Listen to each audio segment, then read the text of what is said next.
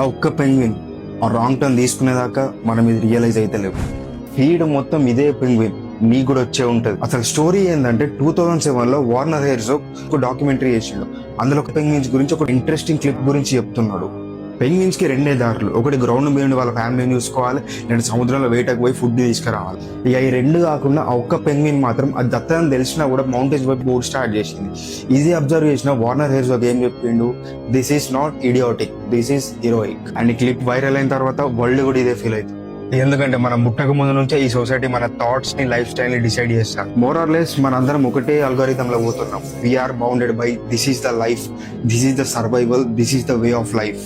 And ఆ barrier ని, algorithm ని ఆ ఒక్క పెంగ్విన్ బ్రేక్ చేసింది. And this move chose to wake everyone who is willing to break the boundary.